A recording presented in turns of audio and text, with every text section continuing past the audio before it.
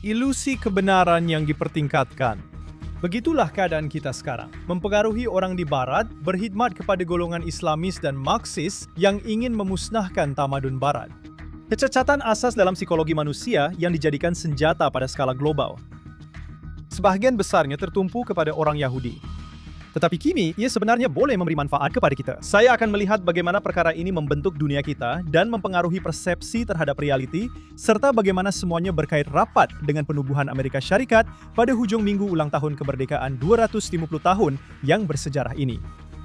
Trump memahami konsep ini. Dia adalah seorang pakar dalam mempermainkan media. Kita sudah 2 minggu selepas memorandum persefahaman Iran dan perlahan-lahan kebenaran tentang apa yang sebenarnya di sebalik perjanjian itu mula terdedah. Saya sudah beritahu Anda ketika itu, bersabar. Tak perlu terburu-buru membuat kesimpulan dan tuduhan yang melulu. Banyak perkara sedang berlaku, banyak kepentingan terlibat. Bukan semuanya diketahui. Dalam perang menentang Iran ini, medan pertempuran yang kritikal sebenarnya telah berubah. Fokus utama kini bukan lagi di barisan hadapan ketenteraan, tetapi lebih kepada meja rundingan berisiko tinggi.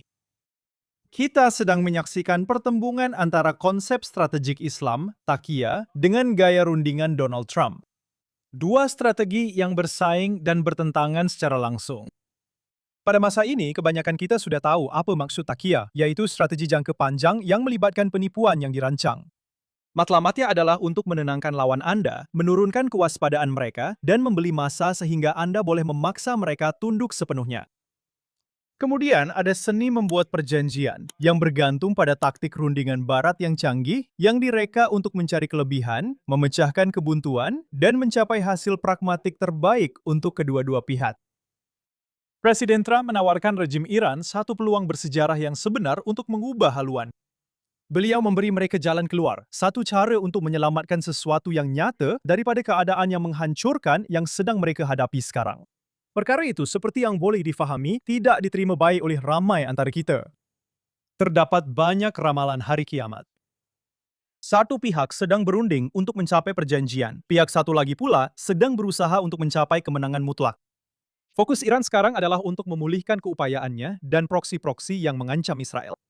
Matlamat utama mereka adalah untuk melemahkan pencapaian Amerika. Paling penting, mereka berusaha untuk memecah belahkan hubungan antara Israel dan Amerika Syarikat. Untuk usaha ini, mereka telah menemui sekutu di Amerika Syarikat sendiri. Masalahnya, keangkuhan Iran telah membuat mereka buta terhadap realiti. Keadaan sebenarnya jauh lebih rumit daripada apa yang mereka sedari. Mereka terlalu yakin dengan kejayaan mekanisme Islamis dan Marxis, menumpukan perhatian kepada Israel dan orang Yahudi, memanipulasi apa yang orang fikir mereka tahu untuk menimbulkan permusuhan terhadap Israel dan mendapatkan sokongan untuk matlamat mereka. Trump dan Netanyahu memahami mekanisme ini dan memutuskan untuk menggunakannya terhadap orang Iran. Sementara orang Iran percaya bahawa mereka mempunyai kelebihan, Trump menarik balik cengkaman ekonomi mereka dan bersama dengan Israel bekerja untuk melemahkan proksi mereka di Lebanon dan melalui perjanjian damai, serta di seluruh Timur Tengah melalui sidang kemuncak Setiausaha Negara Rubio dengan menteri-menteri luar Arab hujung minggu lalu. Saya ingin memberi tumpuan seketika kepada lonjakan kebencian terhadap orang Yahudi yang sedang kita alami. Ia bukan kerana golongan kiri progresif woke dan golongan kanan konservatif woke itu sebodoh yang mereka nampak. Ia bukan kerana mereka hanya menggunakan kononnya 10% fungsi otak mereka.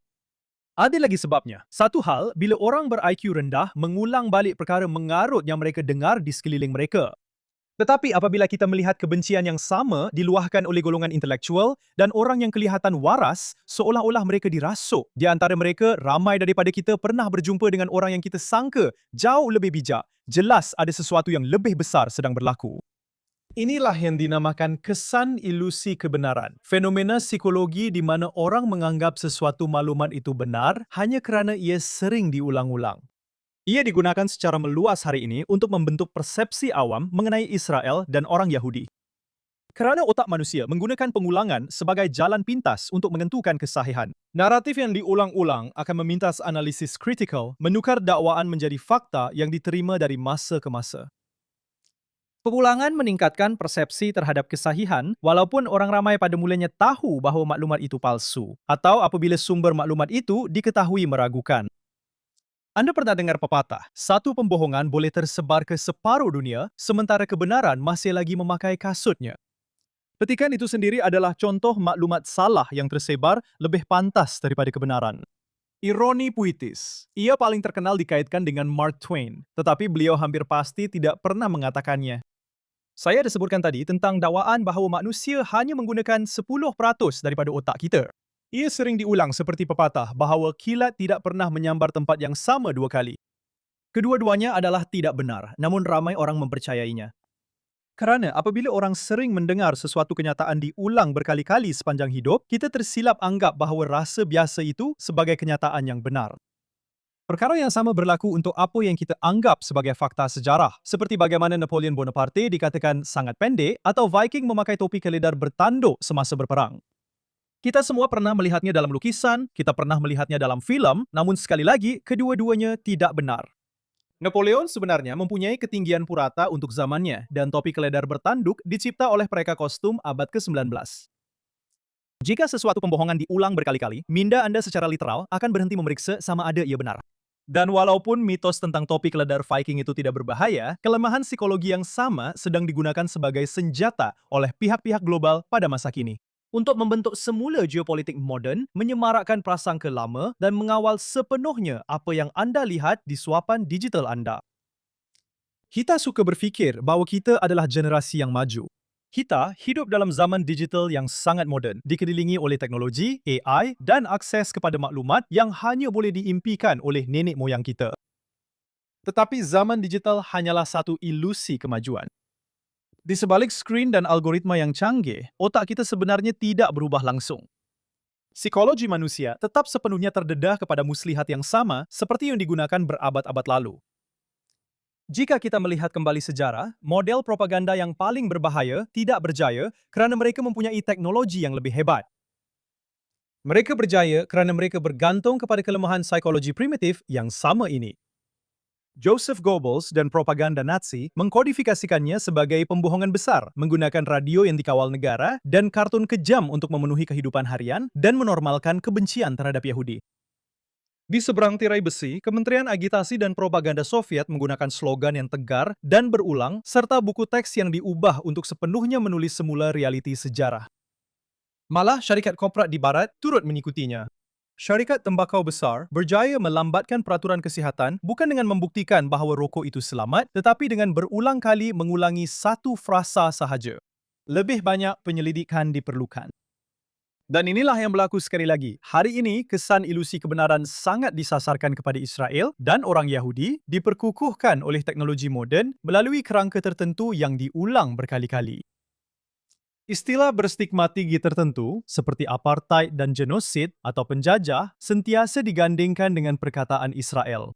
Di seluruh algoritma media sosial, tajuk utama berita, laungan protes, digabungkan dengan jumlah dakwaan harian yang tidak disahkan tanpa henti. Semua ini berterusan sehingga kaitan tersebut menjadi otomatik dalam kesedaran awam. Ditambah pula dengan masyarakat yang telah dibentuk selama beberapa generasi dengan apa yang telah diberitahu kepada mereka tentang orang Yahudi dan Anda akan melihat kitar semula stereotip klasik. Teori konspirasi sejarah seperti kesetiaan berganda, kawalan tersembunyi terhadap kewangan global atau manipulasi media bukanlah sesuatu yang dicipta baru. Sebaliknya, ia sentiasa dibungkus semula, dikemas kini untuk konteks politik moden dan diulang sehingga ia kedengaran munasabah kepada khalayak arus perdana. Kebangkitan semula stereotip anti-Yahudi lama di bawah samaran kritikan politik moden. Propagandis hari ini tidak lagi memerlukan monopoli radio yang dikendalikan oleh negara untuk mengawal apa yang Anda dengar. Sekarang kita ada ladang bot yang ditaja oleh negara. Rusia, Iran, China, Qatar, semuanya telah menghasilkan ilusi kebenaran secara otomatik. Mereka menggunakan botnet besar untuk tweet, post, dan komen naratif yang sama berjuta-juta kali setiap jam. Mereka menyasarkan secara mikro, membahagikan orang ramai kepada kelompok demografi dan memberi mereka pembohongan yang disesuaikan, yang disamarkan sebagai pendapat akar umbi tempatan. Mereka membanjiri suapan Anda dengan aliran pembohongan yang pantas dan berterusan serta bercanggah untuk melelahkan minda Anda. Lanskap media telah berubah daripada kertas kepada piksel, tetapi pertempuran untuk minda Anda masih bergantung kepada helah paling lapuk, iaitu pengulangan. Bunyi bising yang Anda dengar di suapan digital Anda juga adalah satu ilusi skala. Suara-suara radikal yang menjerit dan mendominasi komen dalam talian hanyalah golongan minoriti yang lantang. Mereka bukan majoriti. Mereka adalah ladang troll dan bilik gema algoritma, bot dan beberapa pecundang yang bosan. Di sebalik gangguan digital, majoriti besar rakyat di seluruh Eropah dan Amerika Syarikat memerhati perkembangan dunia yang sedang berlaku kini dan mereka melihat realiti dengan sangat jelas. Mereka tahu bahawa apa yang dihadapi oleh Israel bukanlah satu pertikaian tempatan yang jauh. Ia adalah barisan hadapan kepada ancaman bersama terhadap asas masyarakat liberal barat itu sendiri. Orang ramai hari ini faham bahawa kuasa radikal yang sama yang cuba menggugat kestabilan Timur Tengah pada asasnya memusuhi kebebasan, nilai-nilai dan keselamatan seluruh dunia bebas. Seperti yang saya katakan, satu pembohongan boleh mengelilingi separuh dunia sementara kebenaran masih menyarung kasutnya. Sekarang, kebenaran itu sudah bersedia. Orang ramai kini sedar tentang manipulasi dan pembohongan itu. Dan itu membawa kita kepada perkara utama. Pembohongan perlu terus dipertahankan secara agresif. Kebenaran itu bersifat organik. Ia tidak memerlukan algoritma untuk bernafas. Jumlah serangan digital yang begitu banyak adalah bukti keputusasaan mereka. Ia terpaksa menjerit kerana ia tidak mampu berdiri di atas kakinya sendiri. Sejarah membuktikan bahawa anda boleh memperalatkan psikologi manusia untuk satu tempoh, tetapi anda tidak boleh mengalahkan realiti. Kebenaran tidak perlu menjerit untuk bertahan melepasi badai. Ia hanya perlu bertahan. Dan Amerika Syarikat adalah contoh hidup untuk semua ini. Tetapi sebelum saya sampai ke situ, saya ingin melihat peristiwa yang berlaku di Timur Tengah minggu ini. Iran dan Lubnan terus menjadi tajuk utama berita, manakala Gaza sedang berubah di latar belakang. Israel dan Lubnan telah mencapai satu rangka kerja persefahaman yang diantarai oleh Amerika Syarikat yang membolehkan kita bergerak ke hadapan untuk menamatkan konflik dengan matlamat mencapai perjanjian damai antara kedua-dua negara. Dengan persefahaman ini, Amerika Syarikat dan Lubnan telah mengiktiraf hak Israel untuk mengekalkan zon keselamatan di dalam Lubnan selama mana ia diperlukan demi keselamatan kami. Kami akan terus mengekalkannya sehingga Hizbullah dan semua organisasi pengganas lain dilucutkan senjata dan sehingga tiada lagi ancaman terhadap Israel dari Lubnan. Israel dan Lubnan telah bersetuju mengenai dua kawasan bersebelahan berhampiran garisan kuning di mana Israel kini menguasainya, seperti yang disyorkan oleh Tentera Pertahanan Israel, di mana akan ada program perintis untuk melucutkan senjata Hizbullah dan memindahkan kawalan wilayah tersebut kepada tentera Lubnan. Apa yang ditandatangani pada dasarnya adalah perjanjian damai dengan Lubnan. Tiada lagi tuntutan bersama, tiada pengisytiharan bersama yang menyatakan hasrat untuk hidup dalam keamanan. Kerajaan Lubnan lebih memilih untuk menjauhkan diri daripada konsep keamanan dan menumpukan kepada aspek pragmatik untuk membersihkan kawasan itu daripada unsur-unsur yang telah menggugat kestabilan negara mereka selama bertahun-tahun. Sementara itu, Israel terus memusnahkan infrastruktur pengganas Hezbollah, termasuk bunker, terowong, dan kedudukan unsur-unsur keganasan. Adalah penting untuk kita ingat bahawa keamanan bukanlah matlamat bagi Israel. Matlamat kami ialah memastikan keselamatan rakyat kami di utara Israel dengan menghapuskan ancaman tersebut. Dan itulah yang akan mewujudkan keamanan. Tentera Pertahanan Israel pada hari Ahad telah memusnahkan laluan bawah tanah yang ditemui di kampung Majdal Zun di kawasan selatan Lubnan, salah satu pusat utama Hizbullah di sektor barat. Ia merupakan sebuah kompleks bawah tanah yang diperkukuhkan dan digunakan oleh organisasi untuk menyimpan senjata, termasuk pesawat tanpa pemandu, kepala peledak, dan bahan letupan.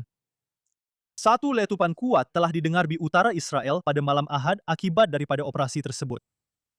Sementara itu di Gaza, Israel secara senyap-senyap memusnahkan fasiliti keganasan Hamas dan menumpaskan pengganas yang terlibat dalam serangan 7 Oktober satu demi satu secara senyap dan di luar perhatian umum. Garis kuning yang menentukan kedudukan Israel perlahan-lahan bergerak ke hadapan apabila Hamas enggan melucutkan senjata, melanggar perjanjian gencatan senjata. Jadi kini, kami menguasai lebih 80% kawasan itu. Dalam satu temu bual dengan Channel 14 Israel, Perdana Menteri Israel Benjamin Netanyahu secara langsung membincangkan ancaman yang semakin meningkat yang sedang dihadapi Turki sekarang.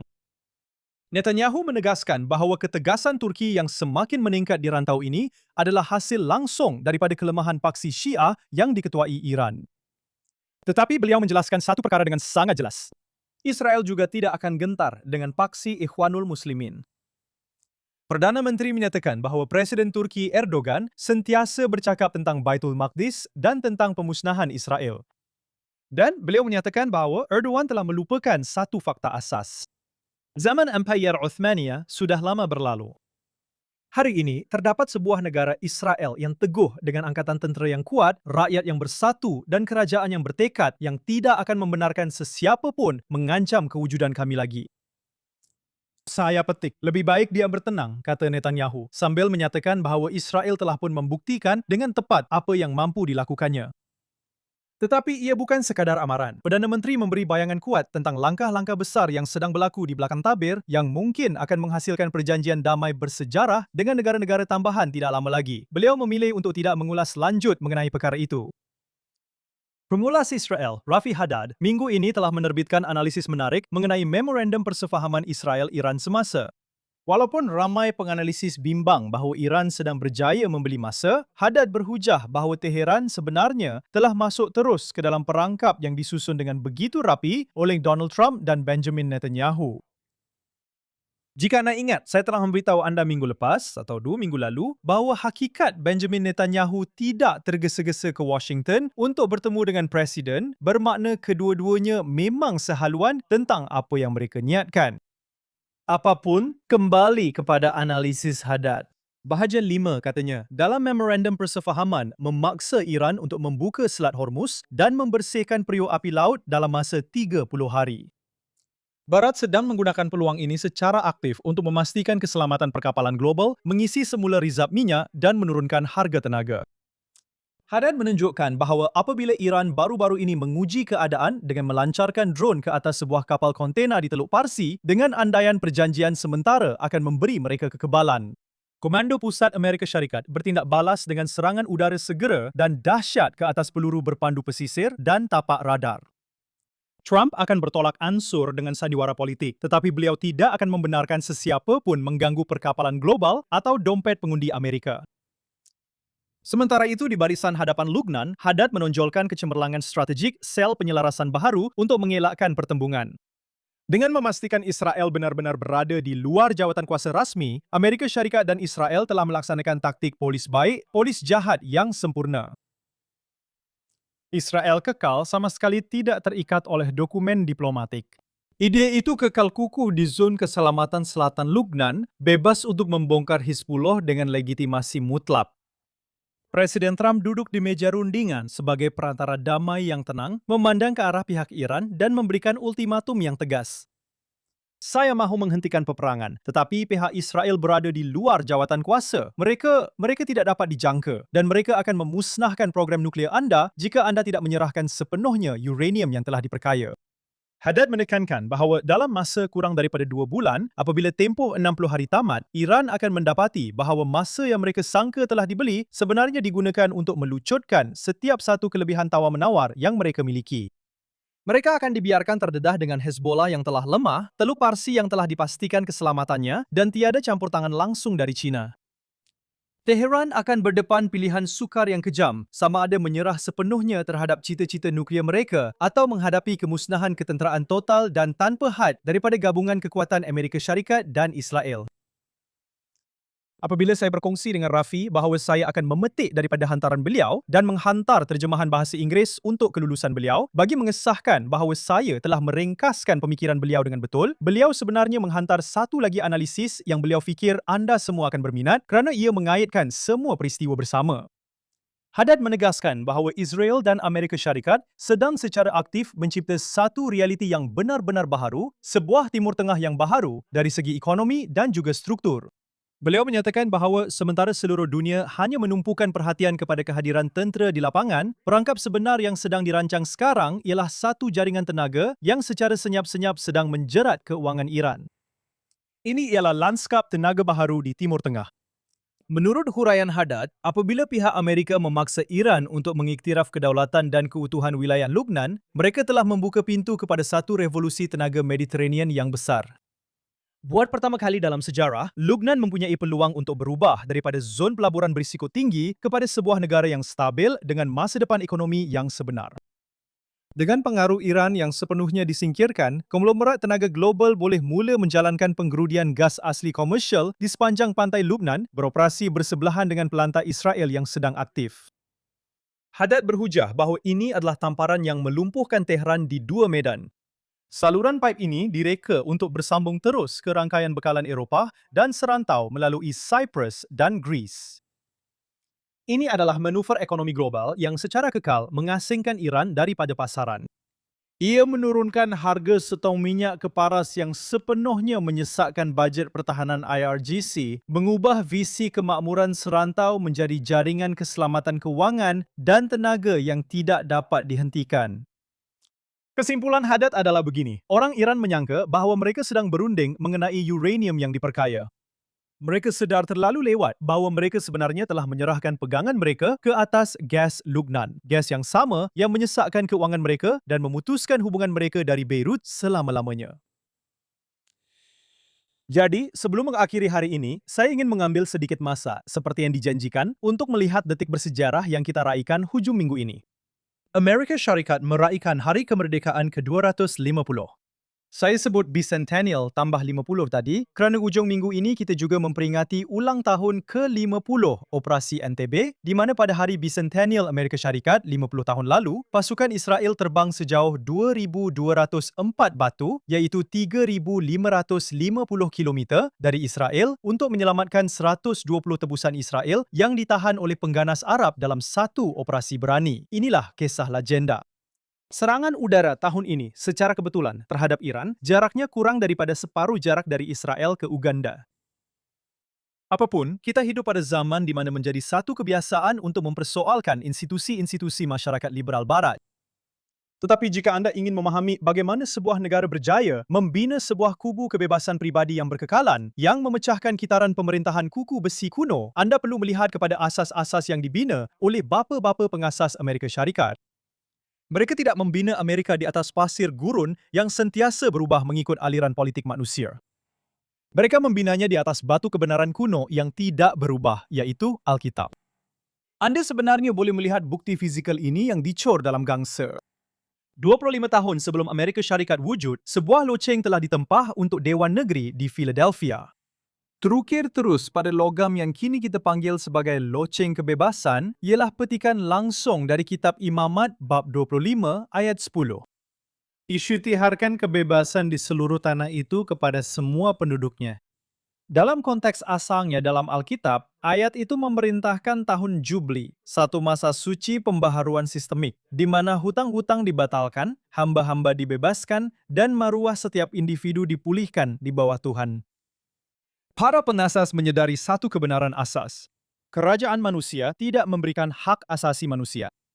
Jika hak datang daripada seorang raja, presiden atau parlimen, maka raja, presiden atau parlimen boleh mengambilnya semula.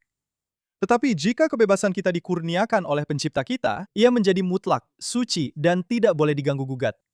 Semua manusia diciptakan sama rata. Pemahaman kitab suci yang mendalam tentang nilai manusia inilah yang membolehkan sebuah negara baru muncul sebagai mercu tanda kebebasan dan peneraju dunia bebas. 52 tahun kemudian, alat-alat penipuan mungkin lebih canggih, tetapi asas kebebasan kita tetap sama. Kebebasan sebenar tidak dikekalkan oleh algoritma atau suapan berita. Ia dikekalkan apabila sebuah masyarakat berpegang kepada Tuhan dan kebenaran dalamannya bahawa setiap manusia dilahirkan untuk menjadi bebas. Kami memegang kebenaran ini sebagai sesuatu yang jelas bahawa semua manusia diciptakan sama rata, bahawa mereka dikurniakan oleh pencipta mereka dengan hak-hak yang tidak boleh diambil, antaranya ialah kehidupan, kebebasan dan pencarian kebahagiaan. Dan seperti yang diungkapkan dengan begitu mendalam oleh Abraham Lincoln 87 tahun yang lalu, sebaliknya, kitalah yang harus berada di sini, berbakti kepada tugas besar yang masih menanti di hadapan kita. Bahawa kerajaan rakyat, oleh rakyat, untuk rakyat, tidak akan lenyap dari muka bumi ini. Selamat ulang tahun ke-250. Semoga Tuhan memberkati Amerika Syarikat. Biarkan kebebasan bergema. Saya Daniel Seaman, serta saya lagi minggu hadapan dalam Straight Up yang disiarkan dari Jannah Studios di Baitul Maqdis, Israel.